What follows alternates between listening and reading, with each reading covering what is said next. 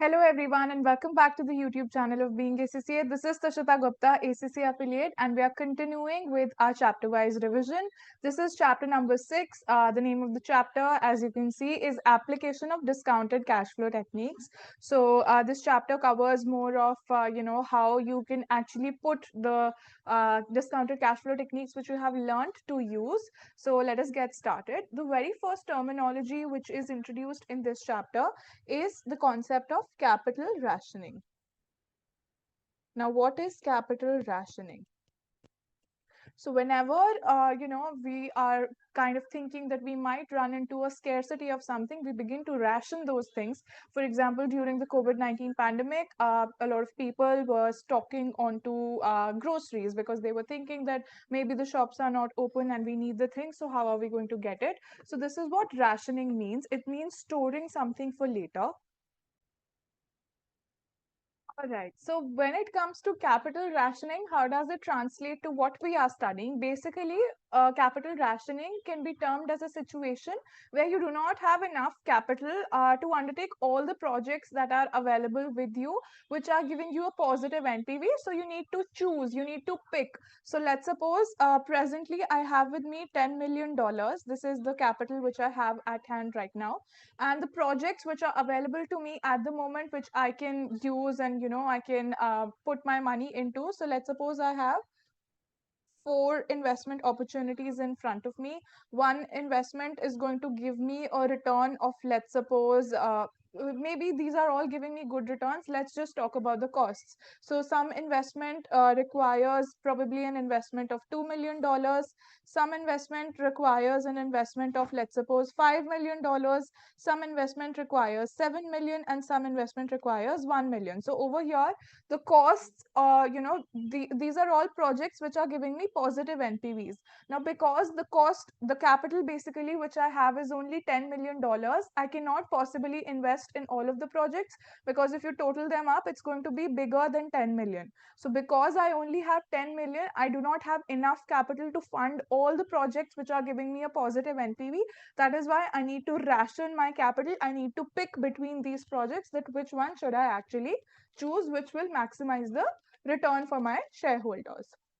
Now, when we talk about capital rationing, this is split into two types.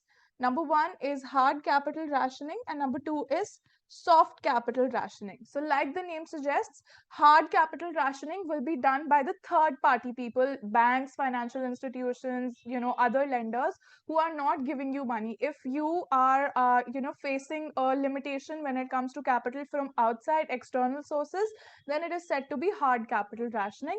And when you talk about soft capital rationing, this is nothing but the company is setting internal limits. So let's suppose the top management actually has $100 million of capital, but they're only giving you, let's suppose, 50 million, because they want you to pick and choose only the best projects. Don't think that you have something extra so you can waste things. They will give you limited amount of money so that you learn to pick the best projects. This can also be understood with the example that in your childhood, even though your parents have a lot of money, but they only give you a chunk of the money so that you learn to budget your expenses, so that you know that you only have a limited amount of money available with you. So you will only spend that money in places which you consider are important, and you will try to avoid any unnecessary expenditure. So this is the rationale behind why the internal management can put soft capital rationing. So these are the two types of capital rationing which are there. Then if you talk about how long your capital period, the capital rationing is lasting, so it can also be divided into two further types based upon the duration. So based upon the duration, there can be two types of capital rationing. Number one is if you have a limitation on the capital that you have only for a single period. So if it's for a single period, then it will be called a single period capital rationing. Otherwise, if it's for multi-period,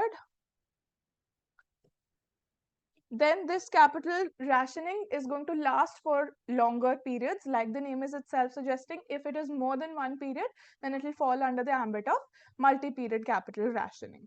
Now that we have understood the capital rationing terminology, the types, and according to duration also, let us move ahead to the reasons why there can be hard capital rationing.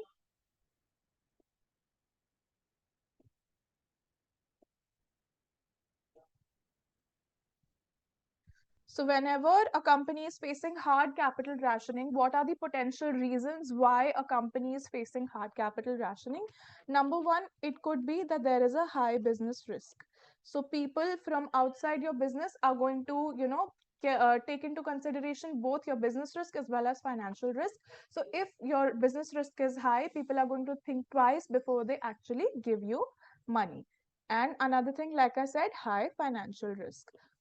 If you have already taken too much debt, your company already has a big debt to equity ratio, then also the third parties, the finance providers are going to think twice before they lend you more money because you already have so much debt in your business. Another reason why they could impose a hard capital rationing could be a high country or political risk. So if you talk about any countries which are possibly not stable right now, maybe because of war, maybe because of any political reasons. For example, we have two wars going on at the moment in the world. So if at all there is a high country or political risk, then also external loan providers are going to think twice if at all you are lying in the war zones or areas where problem is going on. Then if you talk about another reason, it could be lack of reliable independent information about the company. Now, this means maybe the people are ready to give you the money, but then the information which they want, that they are not able to get that information from independent or reliable sources. Let's suppose they want to know about your credit worthiness, but there's not enough credit history. There's not enough other people who they can ask that whether you're a good, you're worthy of deserving the credit. So this is how these are a few reasons why a company can face hard capital rationing. Now that we have discussed hard capital rationing, let's also discuss soft capital rationing. What are the reasons behind soft capital rationing?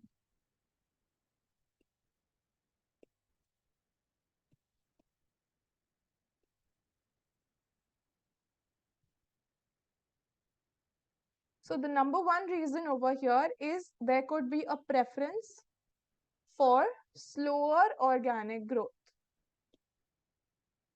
So maybe think of it from the perspective of someone who's owning a family business. So maybe the family in their wealth has, let's suppose, $50 million, but they want that we also want to be secure. We only want like a small growth which is also sustainable. So over here they will probably set aside some money that they will keep in their treasury safe, and only some portion of it they may be using for their investments. Maybe out of the 50 million they are only using 15 million to invest and to grow. Rest of the money they are not putting into the business right now because they want slower organic growth which is actually sustainable. Another reason why there could be soft capital rationing could be that the management does not want to dilute the ownership.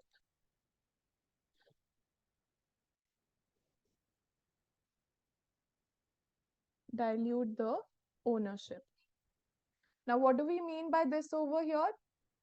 This means that even though I have the capacity to raise money from outside, I can go for equity issue, but I do not want to dilute my ownership. Let's suppose it is a family business again. There are two family members who own 50% of the equity. So if they want more funds, they will have to go out in the market and then they'll have to sell a part of their equity to some other person.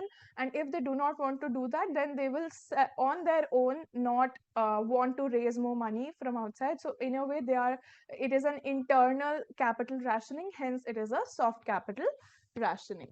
Number three reason over here would be that the management may not want an increase in the commitment of the fixed cost.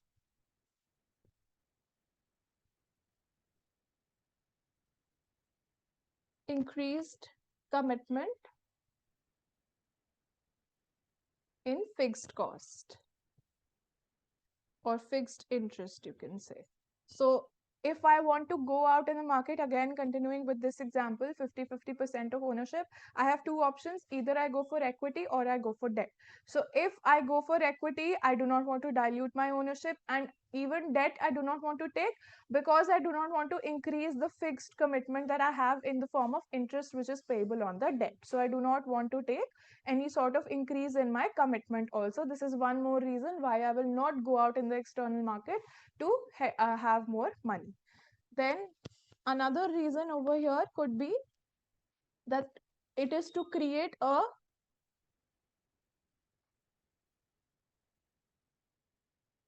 internal market for investment funds. So this basically means that I will be giving only the funds to that department which is doing well. So I only want to, give them money if they are making profitable investments. Otherwise, I'm not giving them money. So because these are my departments, these are, I am internally deciding not to give them money. So this is also soft capital rationing. Now, these are the reasons we have discussed for both hard and soft capital rationing. Now, let us get to, how, if at all you're in a capital shortage, then how can you select which project you should go for? So let us go to the techniques now.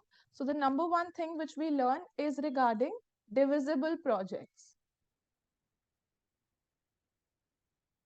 So basically, divisible means that if I want, I can invest in part also. If I do not want to invest in the entire project, I can put in some percentage of the money, some percentage of money someone else will put. Let's suppose it is a project worth $10 million and I only want to buy 50%. I only want to invest 50% in this project. So I will pay $5 million as the investment. This is what a divisible project is. You can invest anywhere between 0% to 100% is totally your choice. What percentage do you want to buy in the project? So how do you, decide how much you want to invest in which project? So there are basically steps that you follow over here. Step one is to calculate profitability index. And how do you calculate that? It is equal to NPV divided by your capital investment. So this is the formula to calculate profitability index. Number one step is that you calculate the PI. Step two over here will be to rank the PI.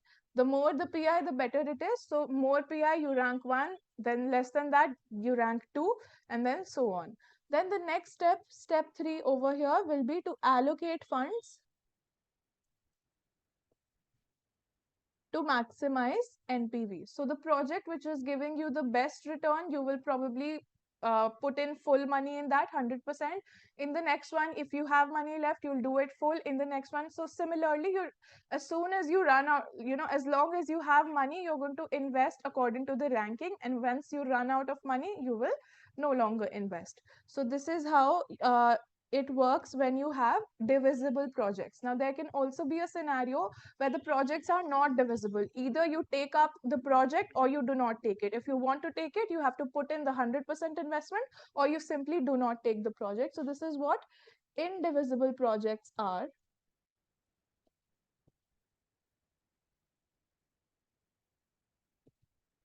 So just to remember, you can write either 100% or not at all. So this is how these projects work. How are you going to, decide which to take up now? So now again, we have steps.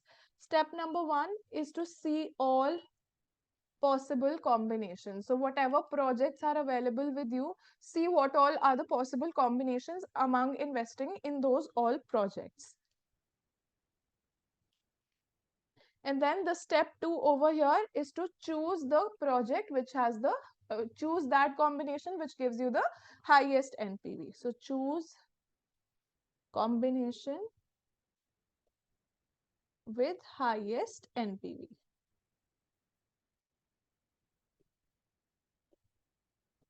So this is how you work if you have indivisible projects in your company. Then there's also a possibility of having mutually exclusive projects. So like the name suggests, if mutually exclusive basically means I have 3 kinds of projects available with me, and if they are mutually exclusive, either I will go for A. So if I go for A, I cannot go for B and C. Second scenario could be that I go for project B, so then I will not go for A and C. And third scenario is where I go for C, but then I can't go for A and B. So this basically means if the projects are mutually exclusive, two or more particular projects cannot be undertaken at the same time. So if you're taking A, B, C cannot be taken. If you're taking B, A and C cannot be taken. And if you're taking C, A and B cannot be taken. This is what you mean by mutually exclusive projects. Now let us move to another concept which we have, which is asset replacement decisions.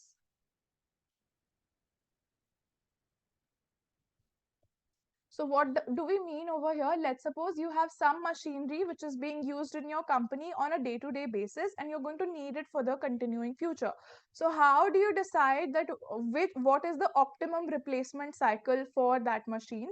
So when do you decide is the time to replace that asset? So again, there are a few steps which we have over here. Step one is to calculate. So let's suppose you have the option to either change the machine after every 3 years or to change it after every 5 years. So how do you decide whether to change it after 3 years or whether to change it after every 5 years? So you follow these steps. Number one is that you calculate the NPV of each possible replacement cycle.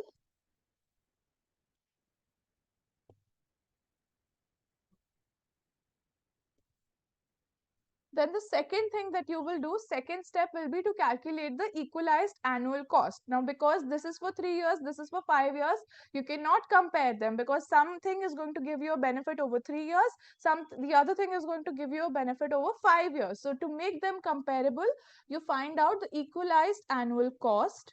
So step two is to calculate EAC. And how do you calculate EAC? That will be equal to your NPV divided by the annuity factor. So this is how you work out your EAC. Now, now that you have worked out your EAC, step 3 over here will be to choose the cycle which gives you the lowest EAC. Choose cycle with lowest EAC. Because this is a cost, you want to minimize your cost. So whichever cycle is giving you a lower cost, you're going to go ahead with that.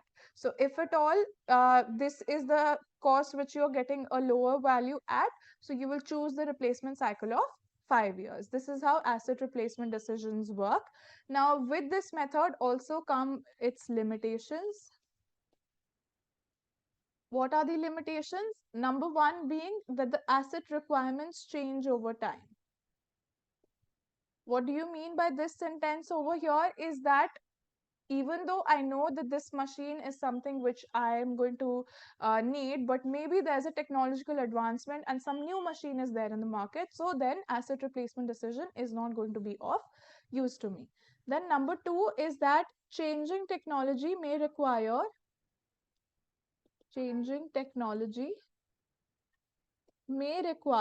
earlier replacement.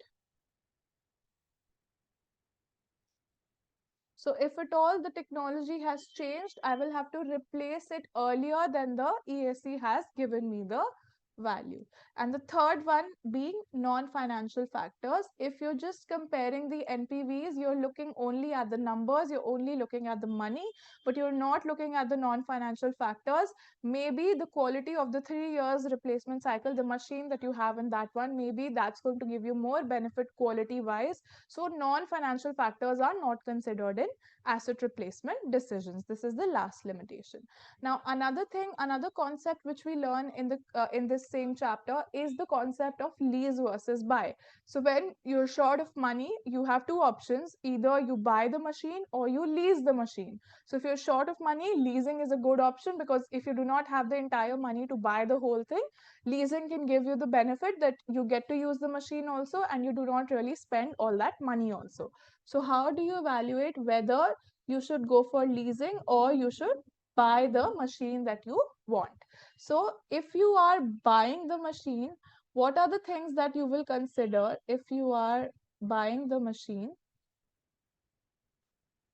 number one thing is you will consider what is the purchase cost, because if you're going out to buy something in the market, you're supposed to pay the cost for the machine. So number one thing that you will consider over here will be the purchase cost. And once you buy something, there are usually tax allowable depreciation which is allowed on machines. So you will also consider the tax benefits if you end up buying the machine. And then number three over here, which you will also consider, is the scrap proceeds. So when the machine's life has ended, will it give you any, scrap value when you go out and sell it to the scrap person? Is the person going to give you any money in exchange for the scrap that you sell him? So this is what the scrap proceeds are. If you're buying the machine, these are the factors that you will consider. If you consider the lease option, you will firstly consider how much is the lease payment that you have to make, because that is the payment that it's a rent that you pay to use the asset. Secondly, you will also consider the tax benefit that you get on the lease payment, because this is an expense of the business, and on expenses you save on taxes.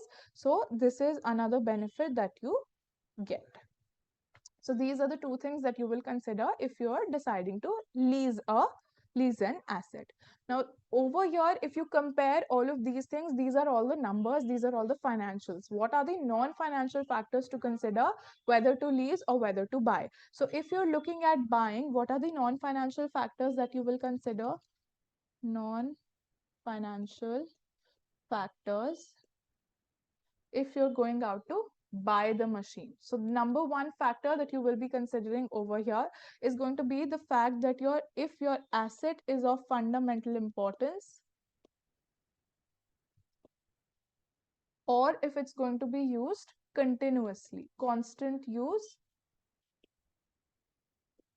So these are the two, places in which, even though leasing option will be a better one, but you will still go ahead and buy the machine if it is of fundamental importance in your business. Number two over here being, if your management wants absolute control over the asset.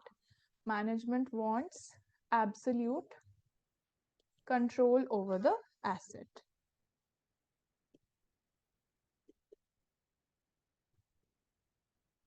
Number three being over here, asset is easily maintained. So if the maintenance of the asset is not a big problem, it still pursues you that okay, you can buy this. Maintenance is something which probably the supplier is taking the guarantee or giving you a warranty that if any maintenance is supposed to be done, the supplier will be doing the maintenance. So this is another thing which can push you towards the buying side more. So asset maintenance is easy, could be a supplier warranty. All right. So the fourth point that is also a non-financial factor is that there may be an active second-hand market. So as soon as you're done with your use of the machine, you can sell it in the market very actively. There's an active market. Whenever you want to sell it, you will readily be able to sell it. So this is also something which can probably convince you towards actually buying the machine. Then another last factor that we talk about is probably, upgrading the asset to scale up capacity is relatively easy. So let's suppose, let me just write it, upgrading the asset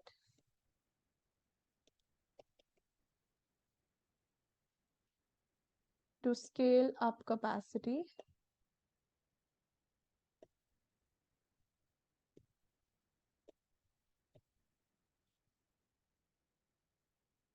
is relatively easy. Now, what do we mean by this? Let's suppose the current machine which I have with me at the moment has a capacity to produce 1,000 units every day.